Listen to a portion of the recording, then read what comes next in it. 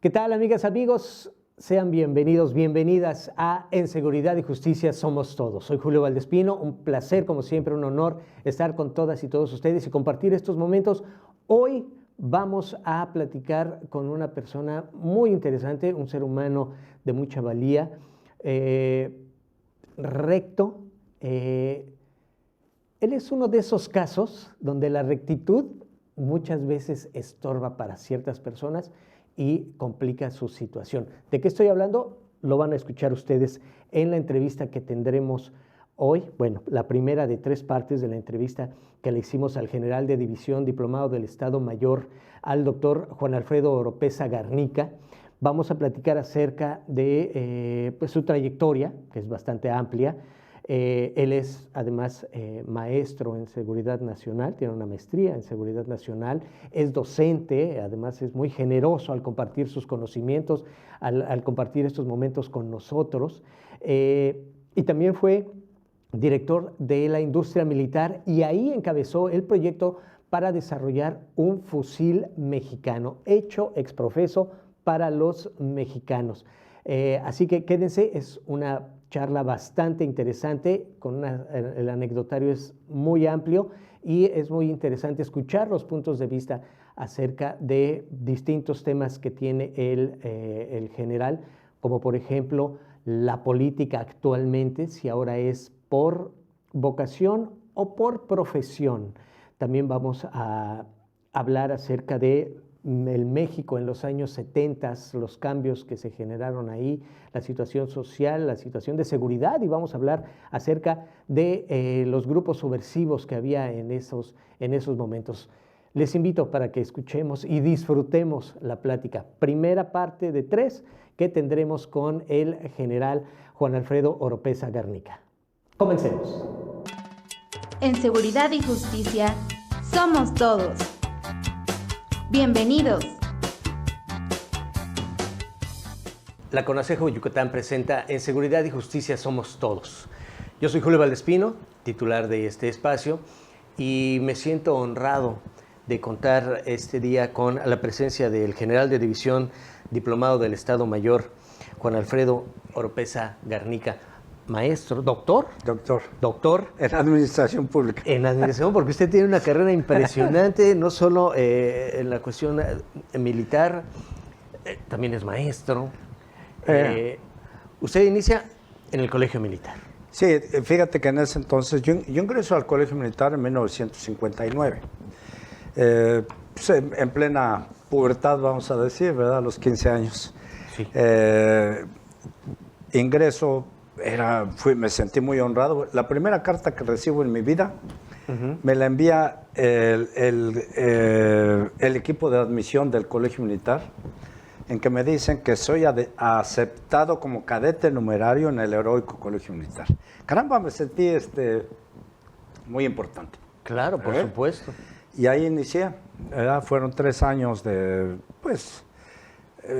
¿No sientes tú en esa época? Pues porque eres joven, te acostumbras a las fatigas, a levantarte temprano, a dormir poco, ¿verdad? Claro, los sábados salías a dormir a tu casa por horas, porque es internado, ¿no? El colegio militar es completamente internado. Y aprendes a amar a lo que es este país, que sus valores, sus héroes, conoces su historia. En esa época en que fui cadete, te empiezan a hablar mucho de la historia de México, de quiénes formaron a este país, cómo lo fueron conformando, cómo se fue estructurando, quiénes intervinieron, cómo fueron los personajes, y te vas enamorando de este país. Dices, bueno, y yo soy de los que creo que para ser soldado hay que ser de este país, no puedes ser un soldado de fortuna ni nada por el estilo. Fortuna quiere decir que te pagan para hacer, que vayas tú y cumplas una misión y ya. Una función. Sí. No, hay que entregar la vida, hay que entregar esto. Ser militar no es fácil. Me imagino. Cuando eres joven no lo sientes. Yo empecé a sentir el rigor ya después de casado. Me toca vivir el esplendor del desarrollo estabilizador en los 60s. En los cuales te empieza a rendir el dinero como no tienes idea. No había inflación. La inflación la iban a estudiar los políticos mexicanos o los muchachos que les... en ese entonces no existían muchas carreras, te quiero decir. Además, sí. En los 70s hay una serie de cambios, entre ellos cambios a la ley de profesiones.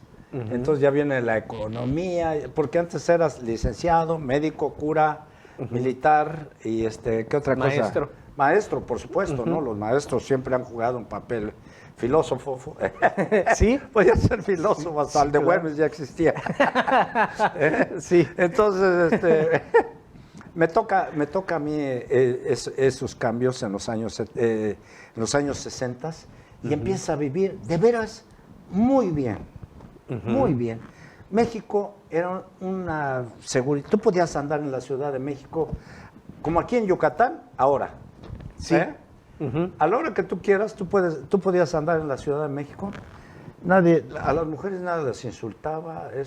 No quiere decir que no hubiera delitos, pero eran delitos, ¿cómo te diré? Menores, o eran delitos... casos fortuitos. Casos fortuitos. Muy pocos eran homicidios dolosos. En los 70s viene el cambio con el señor presidente Luis Echeverría. Viene otro cambio. Es un gobierno pues de tendencias de izquierda, ¿verdad?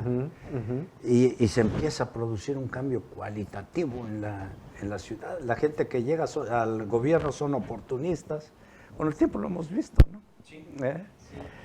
Gente pues carente de los valores anteriores. Se acaba el desarrollo estabilizador y entra una problemática. Los sueldos eran pocos. Eran bajos, se erosiona el dinero, eso produce la inflación. Estás pagando un impuesto que ¿qué te diré? De cosas que no has consumido, ¿verdad? Que te va provocando. Y se pierde el poder adquisitivo de la moneda. Tiempos muy convulsos. Convulso, empiezan los grupos subversivos empiezan en los años 60, ¿verdad? Y luego en los 70 pues, asesinan al señor Garza Sada, ¿verdad? Don Eugenio Garza Sada, ¿no?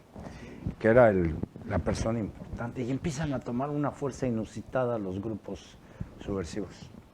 Entonces es un tanto incongruente lo que sucede. Era un gobierno de izquierda, estos según eran grupos de izquierda, pero no sabe ya qué querían, ¿no? Querían derrocar al gobierno a fuerza, todos ellos.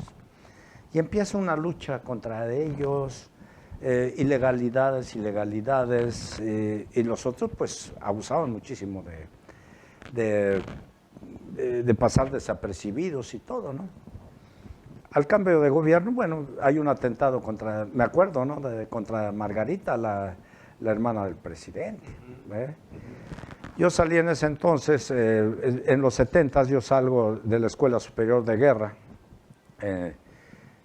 y me mandan a Guerrero. ¿Qué es esto, no? Pues que estaba el movimiento de Lucio Cabañas allá, que había secuestrado al candidato a gobernador. Don Rubén Figueroa era ingeniero. Sí.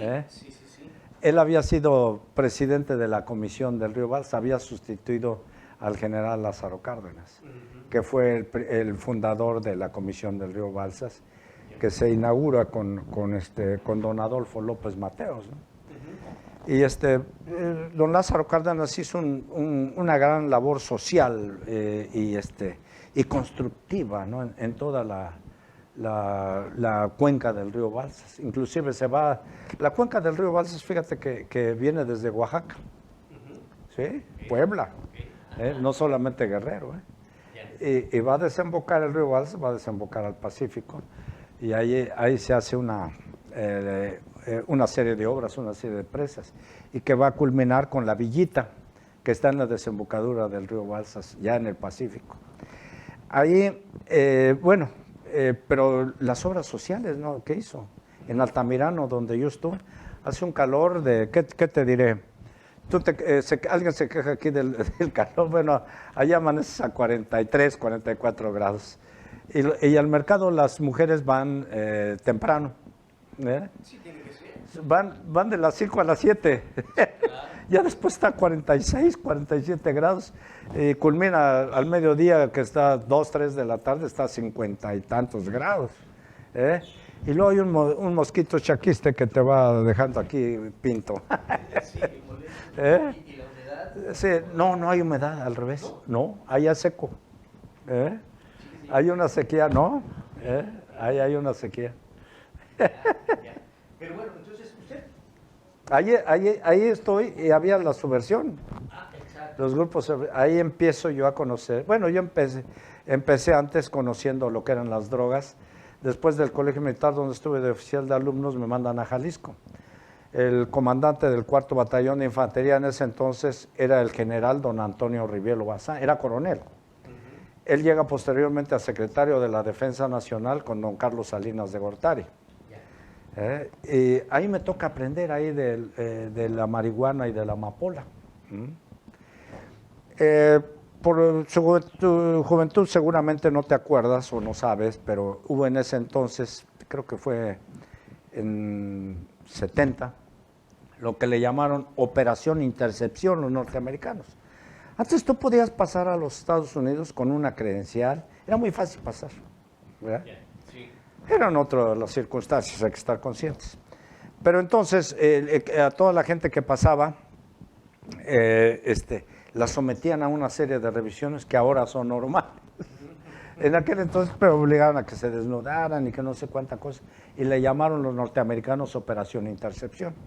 Eso obligó a que se recrudecieran aquí en México, se pusieran más estrictas las autoridades para combatir a la siembra, cosecha, tráfico de la heroína, ¿no? Que es la amapola. La amapola es la materia prima con la cual se fabrica la heroína. ¿Sí? Es el Guerrero, Guerrero es el estado número 1. productor. Y desde hace años. Sí. Porque tiene el clima ideal, tiene la sierra, toda la sierra madre que está del Pacífico, la occidental, se produce ese fenómeno, la producción de la amapola. Ya. Y la marihuana se da en todos lados, Sí. es hija de la mala vida. Sí. ¿Ahí ya usted había ingresado a la Escuela Superior de Guerra? No, fíjate, me voy de Jalisco, ingreso a la Escuela Superior de Guerra y cuando salgo de la Escuela Superior de Guerra en 74, me mandan al 40 Batallón de Infantería en Altamirano, Guerrero. Ahí estaba ya los grupos subversivos que lo encabezaba Lucio Cabañas. Conocer todo el fenómeno de lo que pasaba en la sierra, pero estaba focalizado, ¿no? Sin embargo, había como 14, 15 grupos guerrilleros, ya no recuerdo cuántos, ¿verdad? Que todo esto hace crisis, todos esos grupos guerrilleros eran combatidos por la Brigada Blanca, por las policías y demás, pero no resultaba totalmente así, ¿no? Hace crisis los problemas con los grupos subversivos cuando el presidente electo tratan de secuestrar a su hermano. Matan a varios agentes de seguridad que acompañaban a doña Margarita. Su chofer luego le pusieron el tragabalas porque le metieron una bala por aquí, en el deltoides, y se le va por la cabeza y le sale por la boca. Entonces le pusieron, sus compañeros le decían el tragabalas. Me acuerdo de ese detalle un tanto chusco, pero era demasiado terrible eso, que te agredan de repente. Doña Margarita la salva el chofer y estos se enfrentan y ahí muere un famoso guerrillero. Ya en la época de López Portillo, Gobernación abre un área para los estudios de esos movimientos rebeldes. Ya. Y ahí empiezan a agruparse esa gente y empieza a participar y se tranquilizan por un tiempo. Sin embargo, también empieza a haber una descomposición social mucho muy grande, que empezó con el licenciado Echeverría. Empieza a ver que los vivales empiezan a ganar terreno a la gente de bien, a la gente que estudiaba, empezó a haber dinero del gobierno que se empieza a distribuir a la gente de manera, pues... discrecional, vamos a decir. Y ahí empezó todo, todo lo que estamos viendo. Se empiezan a distorsionar los valores, los grupos sociales empiezan a volverse más combativos. El CENTE también hay movimientos en la época del licenciado Echeverría, empieza el movimiento que se llamó 22 de septiembre, encabezado por el gobernador de San Luis Potosí, ¿verdad? Que después pues, rompen, invitan a la señora Elba Ester Gordillo, que se decía en ese entonces que habían sido muy amigos ellos, y le pega a don Carlos Salinas de Gortari, le pega en la espinilla poniendo a Elba Ester Gordillo, ¿no? Sí, Y creo que toda esa historia pues ya se conoce, ¿no? Sí. Viene un cambio entramos en crisis económicas al final del sexenio, casi siempre nuestros gobiernos al final entran en crisis, no sé por qué. Sí. El cambio de Carlos Salinas de Gortari, no, viene don Miguel de la Madrid, con una crisis económica tremenda. El petróleo se baja, en fin, horrible, ¿no? Y también hay una cuestión de la renovación moral y el combate a la corrupción, y etcétera, etcétera. Sí. Creo que las cosas se repiten cíclicamente en nuestro país, ¿verdad? Los gobernantes en turno pues buscan cómo llegarle a las masas, y pues lo hacen bien, ¿no? Lo hacen bien los gobiernos. Sí, claro, lo hacen bien, aunque no sea el bien para todos. Exacto. Desafortunadamente. Bueno, hay que, creo que los gobernantes deben gobernar para las mayorías, porque es muy difícil que a todos un gobernante... Claro. Dijo, me acuerdo de un dicho de Charles de Gaulle, cuando él fue líder de Francia desde la Segunda Guerra Mundial, ¿verdad? En el exilio él era el representante de la Francia libre. Entonces, cuando lo eligen para ser presidente, dice, ¿cómo gobernar a un país que tiene más de 200 variedades de queso? Él no se refería, era una manera simbólica de referirse a las ideologías que hay en la Gran Lutecia, ¿no? En la Francia. Y lo que pasa en París siempre repercute en todo el mundo, no sé por qué. Claro, sí. La ideología, la libertad. Sí, claro, por supuesto. Desde la Revolución Francesa, la Revolución de Mayo del 68. Claro, permeó. ¿Te acuerdas? Sí, claro, eso por sí, supuesto. has leído de eso. Sí, un poco he leído, pero por supuesto. Todo eso va permeando. Todos estos movimientos, obviamente esto nos lleva a hablar de el tema que aquí nos compete, que es la seguridad. La seguridad nacional, que usted tiene una maestría en seguridad. Y fui director del Colegio de Defensa. Además. Sí, tuve ese honor. Sí, es lo que decía. En el 2000, fíjate, llegó. Sí, tiene una carrera impresionante. ¿Cómo fue esa experiencia? Mira, hay una fase en que se llama políticas públicas, en la cual dentro de todo el programa, esa es la parte más interesante, porque ya el cursante va entendiendo, va aprendiendo, va abrevando de lo que le dicen los secretarios de Estado, del por qué ciertas políticas públicas las han puesto en vigor. Por principio de cuentas, que es una política pública, ¿no? Que es la manera de cual tú vas a investir y tratar de resolver los problemas que afectan a un conglomerado social. Puede ser en lo que tú quieras, en salud, seguridad pública, en economía. Por supuesto. ¿No? Cada uno lleva su especialidad, ¿verdad? Decía alguien, ¿no? Dice, las políticas públicas pueden ser técnicas, pueden ser políticas, pero siempre invariablemente tiene que haber una decisión política para su aplicación. Y quien lo dijo tenía razón, ¿no? Porque es una responsabilidad política no quiere decir que a futuro no vayas a tener responsabilidad. Claro. Muchos políticos creen que en ese momento son los reyes, pero no es cierto. Tarde que temprano tienes que aportar resultados y tienes que informar, o te lo cobra la sociedad.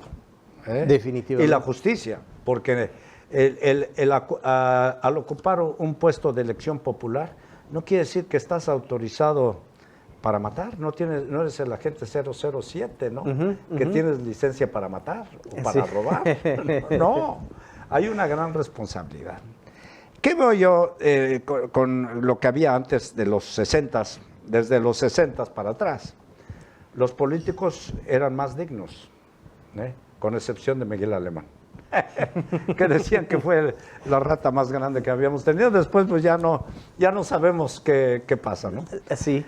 Pero los políticos tenían una ética más querían quedar bien con el pueblo, con su país, con su gente.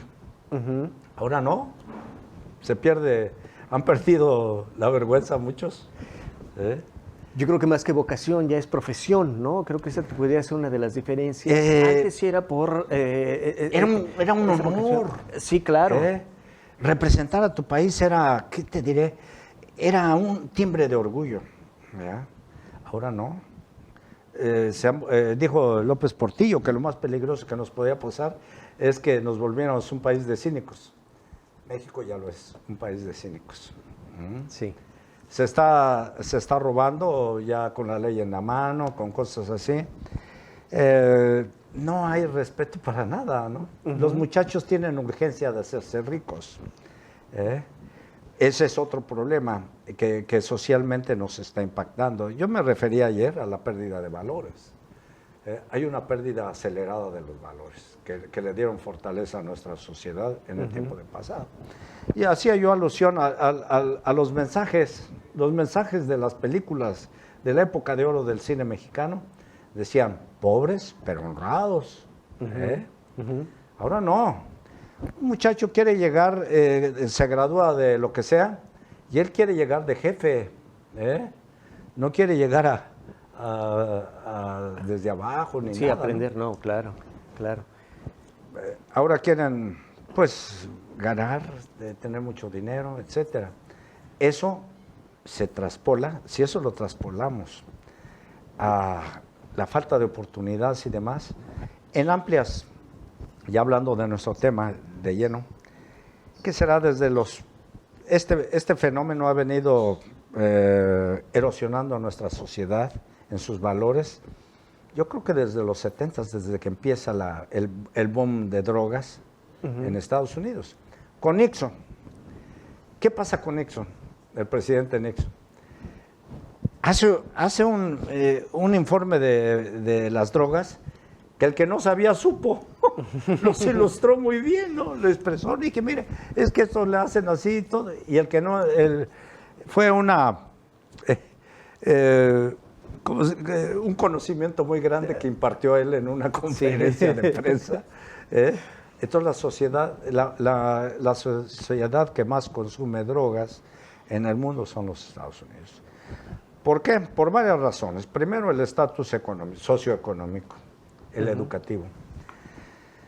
México, durante la Revolución, sus soldados consumían la marihuana. Si alguna vez has leído el libro de Tropa Vieja, si no, te recomiendo que algún día, es del Francisco L. Urquizo.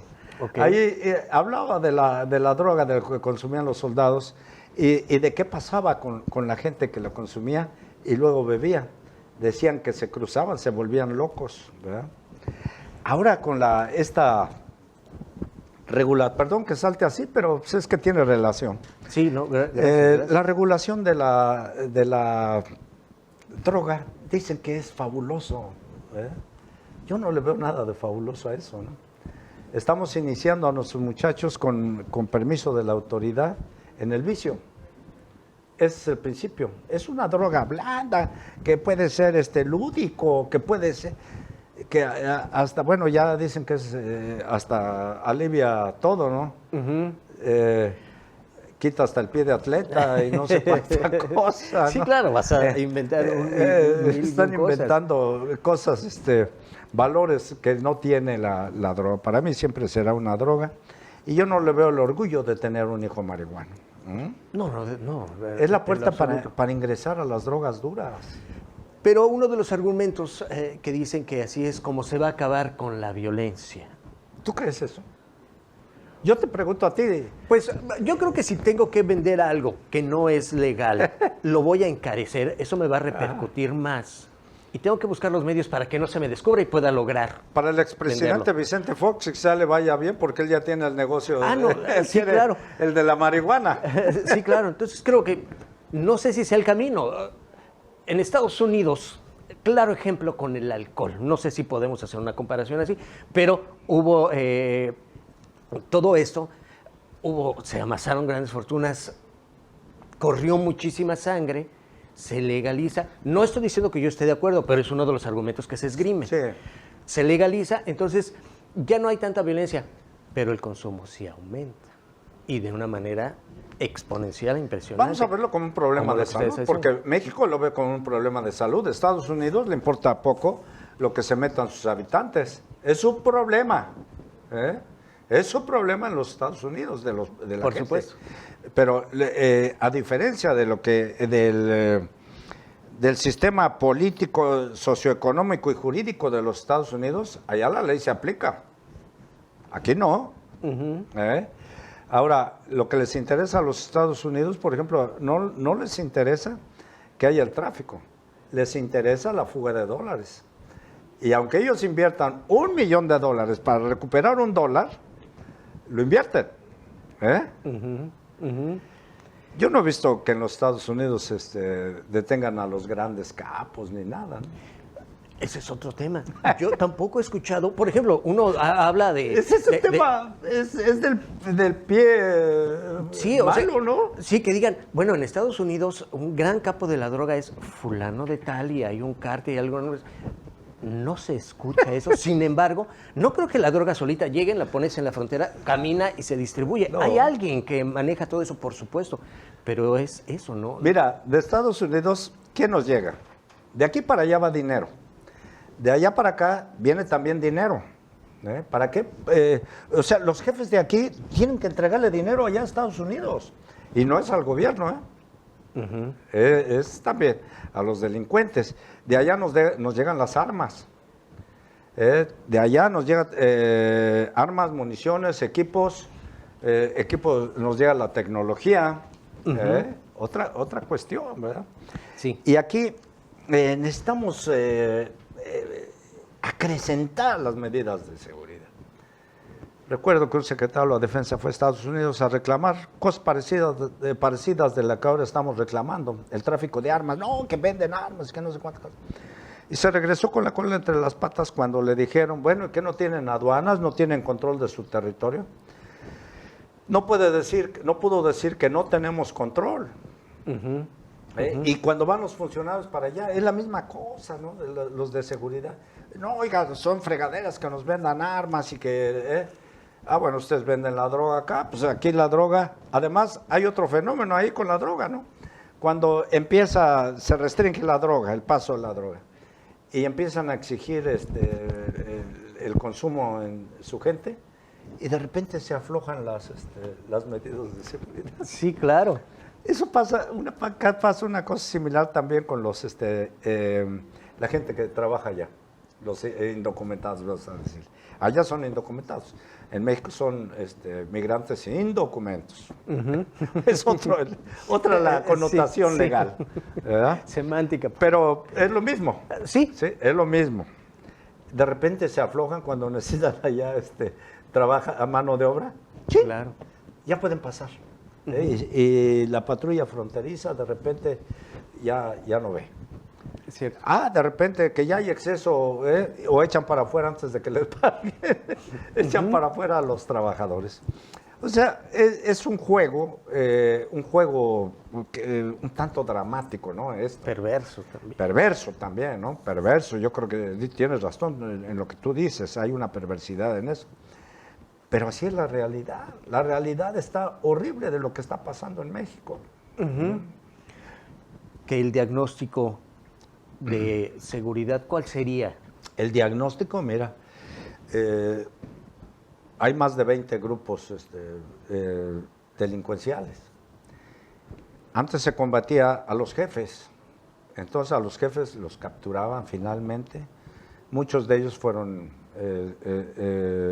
enviados a los Estados Unidos para que fueran juzgados allá, porque ellos lo están reclamando, ¿no? Eso ocasionó la fragmentación de los grupos delictivos. ¿Sí? Sí. No se busca acabar con esto, pero también, mira, aquí viene, te decía del problema social, los chamacos quieren llegar. Ahora, ante la ausencia del gobierno en amplias zonas del país, los narcotraficantes están repartiendo cosas. Y mira, los presidentes municipales, los gobernadores, nadie dice nada. No ven, no oyen, ni hablan, ¿verdad? Así están los changuitos, ¿no? Sí, claro. Aquí y aquí. Y acá. Entonces, aquí hay que fijar una posición, hay que establecer políticas públicas coherentes. Claro. Para que eso sea combatido. Los estados del norte, ¿por qué son los más afectados? Zacatecas, San Luis Potosí, todo eso, ¿no? Pues porque son los Sinaloa, ni se diga, ¿no?